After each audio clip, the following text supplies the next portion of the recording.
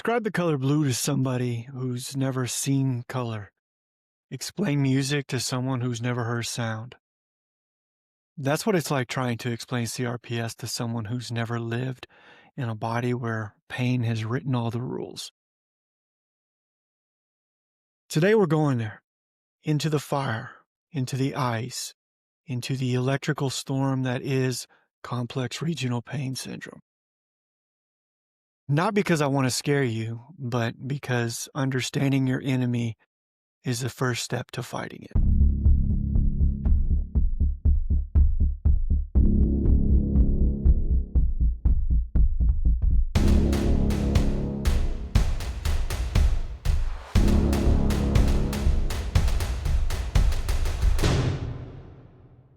Welcome back to Painfully Real. I'm Josh, and today we're diving into the question I get asked most often. What does CRPS actually feel like? It is a fair question, and it's also an impossible one. How do you describe a sensation that doesn't exist in healthy bodies? How do you put words to pain that changes constantly, unpredictably, like it's being controlled by a sadistic DJ who can't decide on a genre? But I'm going to try because visibility starts with language, and language starts with someone being brave enough to say the unsayable.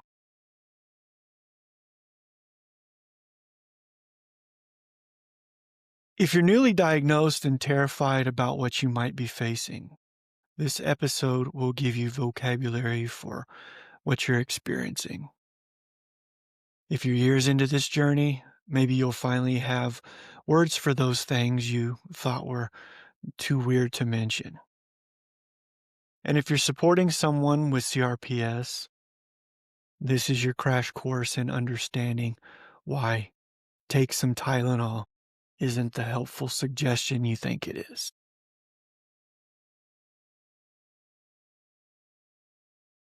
Here's a fair warning. This episode gets graphic. Not gratuitously, but honestly, because sugarcoating CRPS doesn't help anymore. Let's start with what the textbooks say about CRPS. Complex regional pain syndrome is a chronic pain condition that typically affects a limb after injury, involving prolonged or excessive pain and changes in skin color, temperature, and or swelling. That's what the book says anyways. Cool. Now, let me tell you what that actually means when you're living it. CRPS is your nervous system having a complete psychological breakdown. Imagine your pain receptors are like security guards at a concert. Normally, they're pretty chill. They notice when something's wrong and file an appropriate report. Hey, brain stepped on something sharp, sending mild discomfort signal. Please avoid. But here's the thing with CRPS. Those security guards have completely lost their minds. A breeze touches your skin and they're like screaming, "Terrorist attack! Send all available units. Code red, DEFCON 1. Your brain, being a good brain, believes the security guards. It responds to every signal like it's a genuine emergency, flooding your system with pain signals, inflammation responses, temperature changes, and swelling. Except there's no actual emergency. The security guards are just broken. Here's what makes CRPS particularly cruel. It's not just one type of pain. It's like a pain sampler platter that nobody ordered. You've got the burning pain, like someone doused your limb in gasoline and lit a match, but the fire never goes out and water makes it worse. Then there's the freezing pain. It's a deep, bone-penetrating cold that makes you wonder if somehow If you somehow got frostbite, your skin might be room temperature, but your nerves are convinced they're in Antarctica. You got electric shock pain. You've got sharp stabbing jolts that come without warning, like being tased randomly throughout the day. You've got your crushing pains, your deep aching pressure like your bones are being slowly compressed in a vise. There's stabbing pain, sharp, knife-like sensations that make you gasp and look around for the attacker. That doesn't exist. And here's the kicker. You can experience multiple types simultaneously. It's not uncommon to have burning and freezing, pain in the same limb at the same time because apparently CRPS has a sense of irony. Pain is just the headline. CRPS comes with a whole supporting cast of sensory chaos. Touch becomes the enemy. Something called allodynia, where normally painless stimuli cause agony. The weight of a bedsheet becomes unbearable. A gentle breeze feels like sandpaper. I've literally flinched at a butterfly landing on my arm. I remember the first time someone tried to hug me after my diagnosis, something I'd done thousands of times. Suddenly, it felt like being attacked. The pressure, the contact, it was excruciating. Try explaining that to someone who just wants to comfort you. Your temperature sensitivity, it goes haywire. Hot showers become torture chambers. Cold drinks make you winch when they're not even touching the affected area. I've worn gloves in July and shorts in December because my body's thermostat is completely broken.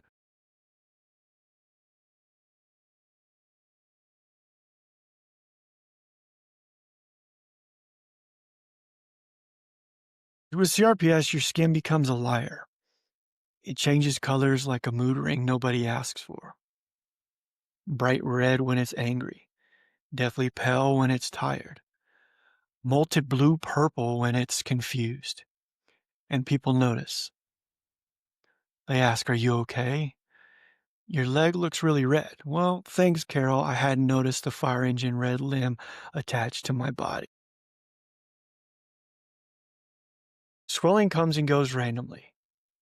Some days my ankle looks normal. Other days it looks like I've stuffed a grapefruit under my skin. The swelling doesn't always correlate with pain levels. Sometimes high pain levels, no swelling.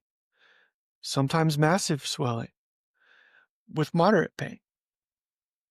There's no pattern because CRPS doesn't believe in movement becomes complicated. Your affective limb might feel like it doesn't belong to you, like it's heavier than it should be, or lighter, or just, well, wrong. I used to describe my leg as feeling dead but screaming, numb and hypersensitive all simultaneously. Here's something I never talked about publicly: the phantom sensations. Sometimes I feel like my foot is twisted into impossible positions, even when I can see it's perfectly normal. Or I feel like something's crawling under my skin, but there's nothing there. See, these aren't hallucinations. They're misfiring nerve signals. But try explaining that to someone who's never experienced it. My foot thinks it's upside down. Sounds crazy, even when it's your reality. If CRPS were predictable, it would still be awful, but at least you could plan for it. You could say, okay, rainy days are bad, stress makes it worse, Mornings are rough, but evenings are better. But CRPS laughs at patterns. Some days I wake up feeling almost normal. I think maybe I'm healing. Maybe I'm turning a corner. Make plans. I feel hopeful. I start to believe I'm getting my life back. Then, without warning, here comes a flare. Maybe it's triggered by stress. Maybe it's the weather. Maybe by a wrong step or sleeping in an odd position. Or maybe it's because of absolutely nothing at all. Because CRPS, it doesn't need a reason.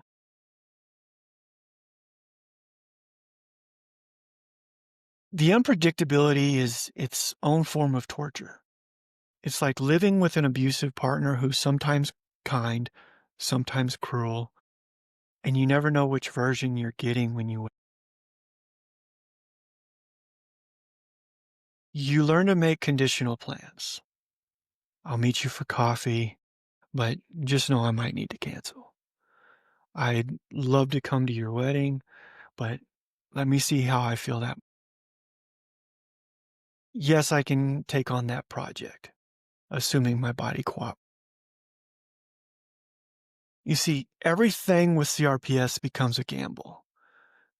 Do I use my good day, energy to run errands, spend time with friends, or work on something important? Because using it for one thing means not having it for others. I call it energy budgeting, and it's exhausting. Healthy people wake up with a full tank of energy. People with CRPS wake up with a quarter tank on good days, empty on bad ones, and you never know which one will get. The unpredictability also messes with your relationship.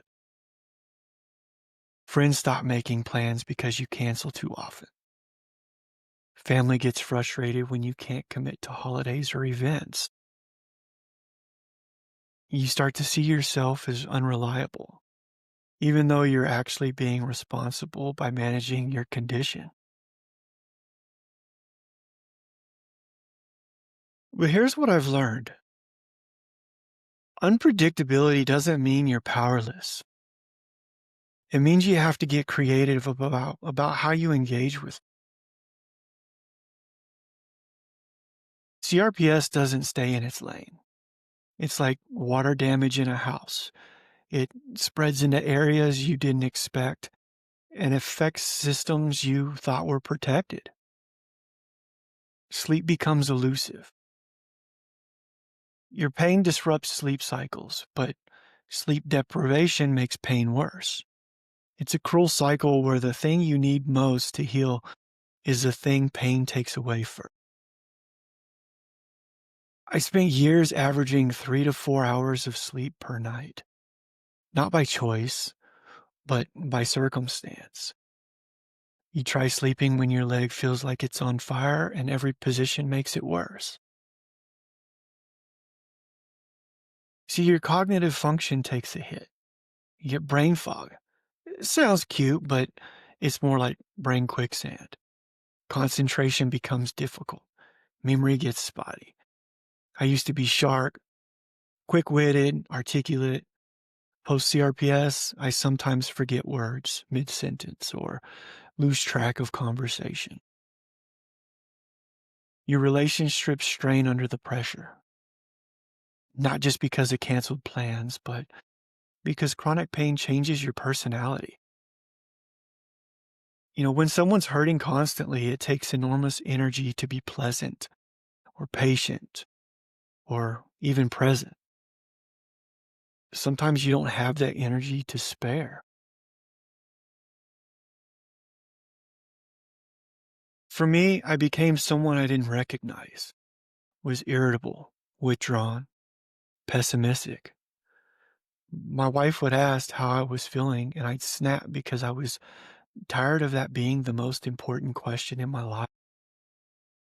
It wasn't fair to her, but pain makes you do unfair things. Your finances start to get complicated fast. Medical expenses pile up, medications, treatments, adaptive equipment, mobility aids. If you can't work full time, income drops while expenses rise. I've made financial decisions based on pain levels, choosing between treatments and fun or, you know, family time or vacations because it's what you have to do. Your identity goes through a complete restructuring. The activities that defined you might be impossible now. The career you built might be unsustainable. The future you plan might need to be completely rewritten. I used to identify as the athletic one, the reliable one, the helper. CRPS took all those identities and shattered them. I had to figure out who I was when I couldn't be any of those things. So why spend 35 minutes describing pain in excruciating detail? Because, well, language is power. When you can articulate what's happening to you, you can advocate for yourself more effectively. When you have words for your experience, you can help others understand. When you can name your pain, you take some of its power away. For too long, people with invisible illnesses have been told we're exaggerating, we're seeking attention, or we're just stressed, or my favorite, it's all in your head. Detailed descriptions of our symptoms aren't complaining. It's documentation. It's evidence. They're our way of saying, this is real, this is what it's like, and this is why we just can't push through it.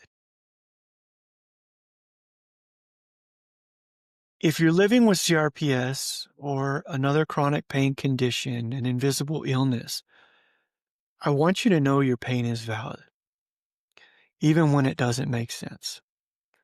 Your limitations are real, even when they're invisible. Your struggle is significant, even when others can't see it. And if you're supporting someone with chronic pain, believe them, even when their symptoms seem inconsistent or impossible. Even when they look fine, but say they're suffering. Even when you don't understand how they can be in agony one day and functional the next. You see, living with CRPS means becoming fluent in a language most people, they never have to learn. The language of invisible suffering, of explaining the inexplicable, of advocating for yourself when your body doesn't make sense. But here's what I've discovered. Once you learn that language, you also learn how strong you really are. Because if you can survive CRPS, if you can wake up every day and face the fire and ice and electricity, you can survive anything. In our next episode, we're talking about something that might be even harder than the physical pain. Redefining what strength means when your body rewrites all the rules. What does your success look like when getting out of bed is sometimes your biggest accomplishment of the day? If today's episode helped you feel seen or understood, please share it with someone who needs to hear it. And if you're struggling, please reach out to a friend, a therapist, a support group, or a crisis line if you're in that dark place. You don't have to face this alone. I'm Josh. This is Painfully Real, and your pain is real too.